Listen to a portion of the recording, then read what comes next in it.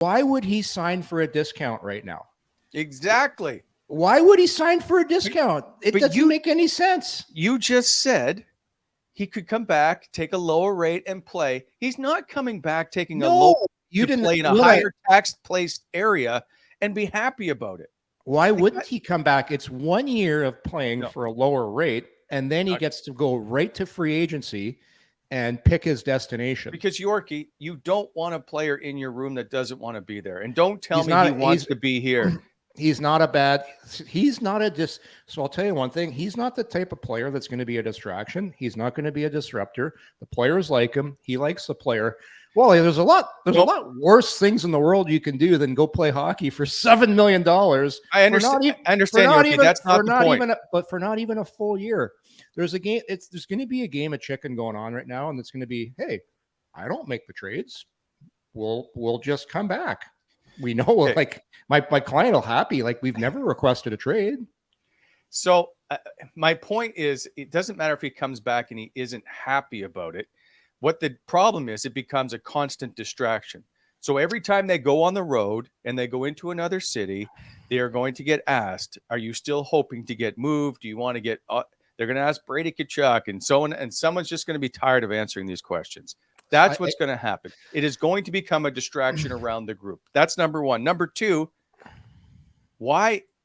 listen, we can go back through all of this, but if the agent has to come out now and start defending, it's because he's tired of all the rhetoric that's been said and written, which isn't fair because it's only one-sided.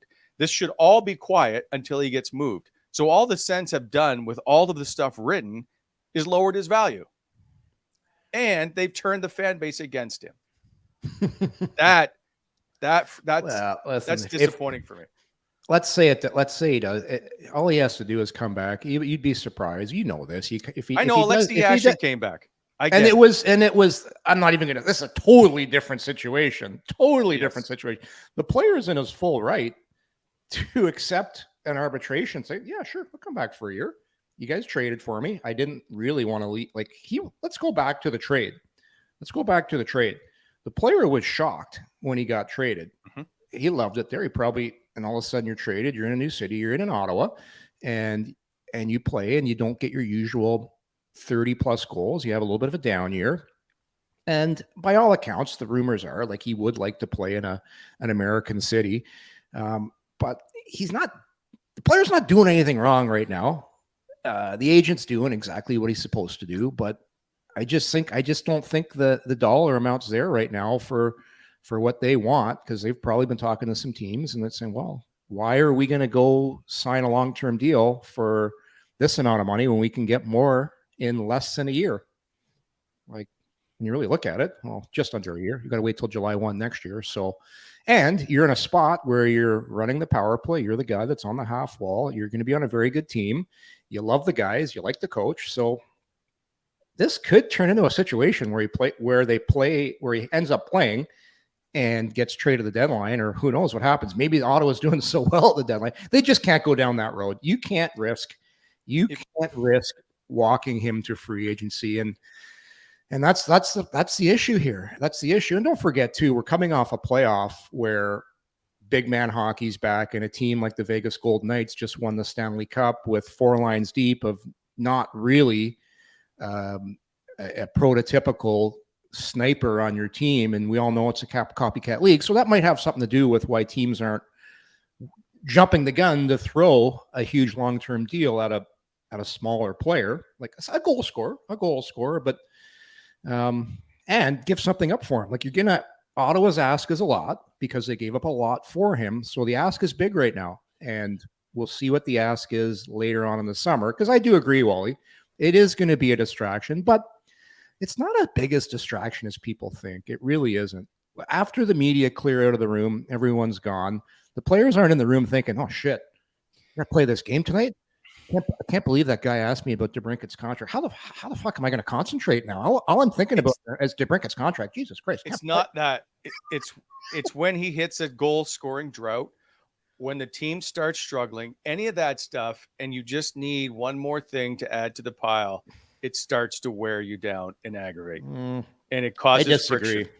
I disagree. We played a whole season, answering Yash questions, and we had a great season. Listen, the Yash thing is different. If this team gets off to a bad start, there's going to be more people getting blamed than Alex DeBrincat. Don't worry.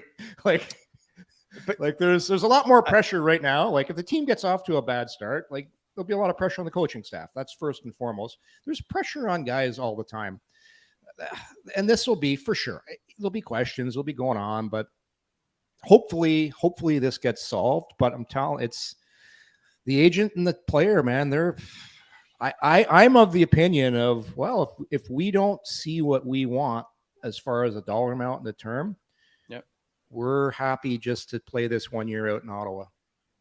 And then Ottawa will have to figure something out. And hopefully, the only good thing, Wally, I said this last show, there's a lot of other teams out there that have they're under pressure too. They got to make the playoffs. They got to get some goal scoring. They got to figure things out. They don't have the luxury that Ottawa has right now, having so many guys that can score goals, and they're in a totally different situation. So if you're Pierre Dorian, you're hoping another one of those teams is willing to step up to the plate here. And it still is kind of early in the summer. There still is some racetrack to get something done. There's lots of time. But there's still going to be posturing and things going on in the media. It's all part of it. This is what makes it fun to follow.